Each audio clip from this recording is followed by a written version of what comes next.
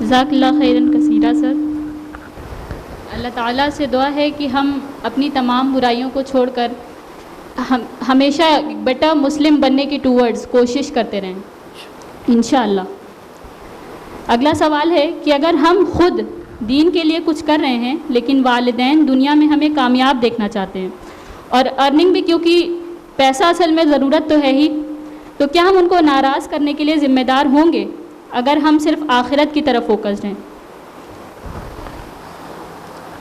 یہ دو چیزیں کبھی کبھی لگتا ہے کہ دونوں بالمقابل ہیں. یعنی اگر ہم دین پر عمل کریں گے یا اس کے کاموں میں زیادہ دلچسپی لیں گے تو ہماری دنیا کمزور ہو جائے گی، ہمارا کیریئر کمزور ہو جائے گا. یہ مقابلہ ہمیں ختم کرنے کی ضرورت ہے. ان دونوں میں توازن پیدا کرنے کی ضرورت ہے، بیلنس بنانے کی ضرورت ہے. آپ اپنے کیریئر کی پوری فکر کرتے ہوئے دین کا کام کریں. رسول اللہ صلی اللہ علیہ وسلم کی جو تعلیمات ہیں، جو اسلام کی بنیادی تعلیمات ہیں، جب ہم سفر میں ہوتے ہیں تو ہم قصر پڑھتے ہیں، ہے نا؟ یہ جو قصر ہے یہ کیا ہے؟ بے شمار چیزیں ہیں ہماری جو کم ہو جاتی ہیں، ریڈیوس ہو جاتی ہیں. وہ صرف اسی لیے ہوتی ہیں کہ ہمیں دوسری چیزیں کرنی ہیں. تو اب آپ میں، جس سے پہلے میں نے کہا تھا کہ اپنا جائزہ لیجئے. آپ کے سامنے اگزام ہے، آپ کو اس کی تیاری کرنی ہے، تو یقیناً آپ کو اس پر زیادہ توجہ دینی ہے. اس زمانے میں آپ کو اس پر توجہ دینی ہے کیونکہ وہ بہت اہم ہے آپ کے لیے. تو یہ جس کو یہاں پہ شاید وہ کتاب موجود ہوگی، ڈاکٹر یوسف قرضاوی کی دین میں ترجیحات، اردو میں بھی آ گئی ہے، اولیات الحرکہ الاسلامیہ، عربی میں ہے. وہ بہت اہم کتاب ہے، یہاں پہ اگر ہوگی تو پڑھ لیجئے، دین میں ترجیحات. ٹھیک ہے، ہمیں یہ سمجھنا ضروری ہے کہ کس وقت کیا چیز ہمارے لیے زیادہ ضروری ہے.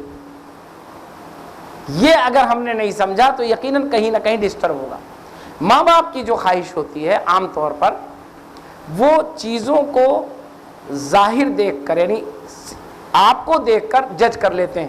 اچھا آج کل زیادہ آپ کی ایکٹیویٹیز ہیں اگر پروگراموں میں، تو کہیں ایسا نہ ہو کہ آپ پڑھ نہ رہی ہوں. آپ ثابت کیجئے کہ ہماری دلچسپی جہاں پروگراموں میں ہے وہیں یہ دیکھیں میرا رزلٹ بھی سب سے اچھا ہے. یہ آپ کو ثابت کرنا پڑے گا. اگر آپ پڑھنے میں ناکام ثابت ہوں گی تو کہنے کا موقع ملے گا. ہاں، آپ کی پڑھنے کی سطح کیا ہے یہ آپ کو بتانا پڑے گا. اگر آپ سے توقع ہے کہ آپ 100 نمبر لائیں تو آپ کی سطح بھی وہ ہونی چاہیے اتنی جینیس ہو. تو یہ سب چیزیں ہیں جس میں انڈیویجول بات زیادہ اہم ہوگی. عمومی بات صرف اتنی کی جا سکتی ہے کہ آپ کو ترجیحات طے کرنی پڑیں گی، آپ کو دونوں میں بیلنس بنانا پڑے گا. آپ کو اس بیلنس کو دوسرے کو سمجھانا، دوسرے مطلب ماں باپ کو سمجھانا ہوگا اور اسے ثابت کرنا ہوگا کہ نہیں، ہم اس وجہ سے اس کا نقصان نہیں کر رہے ہیں بلکہ ہم دونوں کو لے کر چل رہے ہیں، ہم دونوں میں توازن رکھتے ہیں، ہم اپنا وقت اس چیز پر دے رہے ہیں.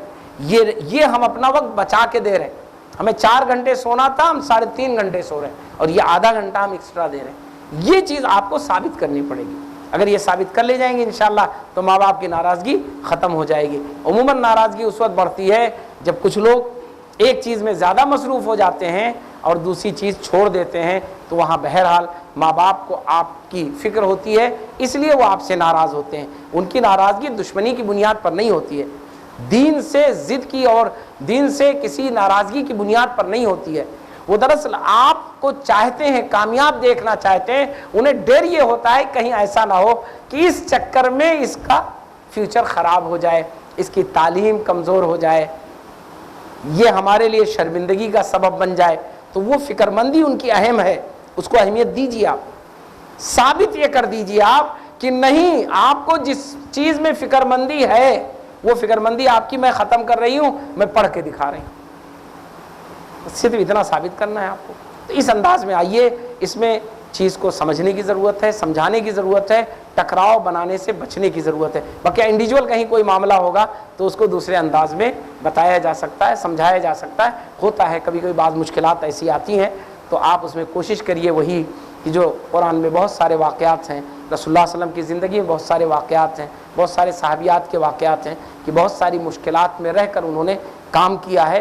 آپ کیسے اس کو مینیج کریں گی وہ اپنے آپ. میں ہمیشہ کہتا ہوں رجوع کریے. یہاں آپ کی ماشاءاللہ اسماء ہیں، ان سے رجوع کریے. آپ کی ٹیچرس ہیں، ان سے رجوع کریے. جو تھوڑی سی ایکسپیرینس رکھتی ہیں ان سے رجوع کریے. لیکن آپ ماں باپ سے ٹکراؤ مت لیجئے. یہ میں ہمیشہ کہوں گا، ماں باپ سے ٹکراؤ کبھی مت لیجئے. ماں باپ اگر کوئی بات کہتے ہیں تو ان کی بات کو اہمیت دیجئے اور سمجھا دیجئے ان کو اپنے عمل سے کہ آپ کی بات کو ہم اہمیت دے رہے ہیں. البتہ جو ہم یہ کر رہے ہیں یہ بھی آپ ہی کی خاطر کر رہے ہیں کہ اگر ہم نیک بن جائیں گے تو آپ کے لیے بھی اچھا ہوگا. اتنا اگر ہم سمجھانے میں کامیاب ہو جائیں گے تو انشاءاللہ اچھا ہوگا. ہوتا ہے ماں باپ کے اپنے اپنے رجحانات ہوتے ہیں، اپنا مزاج ہوتا ہے، اپنا بیک گراؤنڈ ہوتا ہے، ان کے اپنے کچھ فیصلے ہوتے ہیں. وہ سب چیزیں اثر انداز ہوتی ہیں اور وہ ہمارے آپ کے لیے بڑا چیلنج بنتا ہے. لیکن ہماری ذمہ داری ہے کہ اگر ہم نے دائی ہوتے ہوئے ماں باپ سے ٹکراؤ لے لی تو آپ ذرا سوچیں میسج کیا جائے گا، کتنا خراب میسج جائے گا، کتنی بڑی بات جائے گی کہ دعوت کا کام کرنے والے وہ ماں باپ کی عزت نہیں کرتے. یہ بہت خطرناک ہوگا، یہ آپ کی ساری دعوت پر پانی پھیر دے گا. تو اس لیے آپ کو اسے بہت ہی سلجھے انداز میں سمجھ بوجھ کر ڈیل کرنا ہے.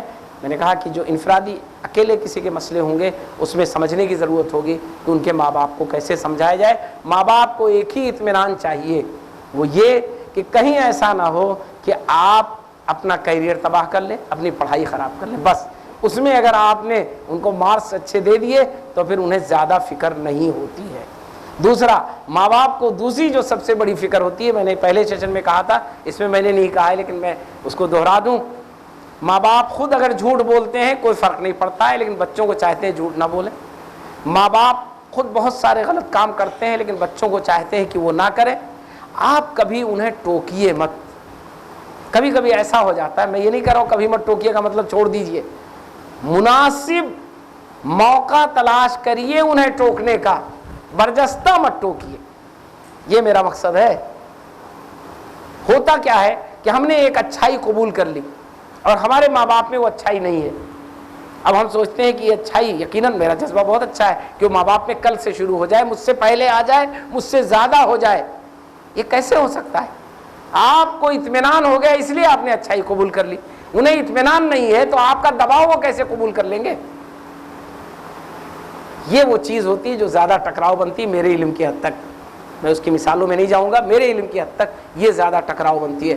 یہاں صرف آپ کو یہ کرنا ہے انتظار کا. اگر رسول اللہ صلی اللہ علیہ وسلم اڑ جاتے کہ اپنے چچا سے کہتے، ابو طالب چچا محترم آپ نے بڑی میری خدمت کی ہے، مجھے آپ کے اس دولت کی اور پیسے کی کوئی لالچ نہیں ہے، آپ میری بات مان لیجئے، ابھی ہزاروں لوگ مان لیں گے اور آپ میری بات مانیے یا کہہ دیجئے نہیں مانیں گے تو میرا آپ سے کوئی واسطہ نہیں. کیا رسول اللہ صلی اللہ علیہ وسلم نے ایسا کیا؟ بتائیے مجھ کو. رسول اللہ صلی اللہ علیہ وسلم کو کتنی محبت تھی اپنے چچا سے، کتنی محبت تھی، لیکن آپ نے کیا ان کو چیلنج کیا کہ آپ ایمان نہیں لا رہے ہیں؟ کیسے میں کہوں کہ آپ بڑے سمجھدار ہیں، کیسے میں کہوں آپ بڑے شریف ہیں، آپ بڑے اچھے ہیں، آپ کو کچھ عقل نہیں ہے؟ کہا رسول اللہ صلی اللہ علیہ وسلم نے؟ نہیں کہا. اخیر تک نبی کریم صلی اللہ علیہ وسلم صرف ان کے لیے دعا کرتے رہے. ان کے سامنے کوئی بات آئی تو کہا، کبھی ان کو چیلنج نہیں کیا. یہی چیز ہمارے آپ کے لیے بہترین ذریعہ اسوہ ہے کہ رسول اللہ صلی اللہ علیہ وسلم نے کیسے ڈیل کیا اپنے چچا کو جو ایمان بھی نہیں لائے. ہمارے آپ کے ماں باپ تو کم سے کم ایمان والے ہیں، ہے نا. عمل میں گڑبڑ ہوتا ہے، پریکٹس میں کمی ہوتی ہے، ہم اس کو چیلنج کر بیٹھتے ہیں اور وہیں ٹکراؤ زبردست ہو جاتا ہے. وہ کہتے ہیں اچھا ٹھیک ہے تو اب ہم تمہاری یہ فیلڈ ہی چھوڑوا دیں تاکہ کوئی مجھے کہنے والا نہ ہو، ہے نا. یہ ہوتا ہے نفسیات جس سے آپ ٹکرا جاتی ہیں جا کر کے. بس اسی سے بچ جائیے، انشاءاللہ معاملہ نہیں بگڑے گا. بقیہ انشاءاللہ اسماء سنبھال لیں گے.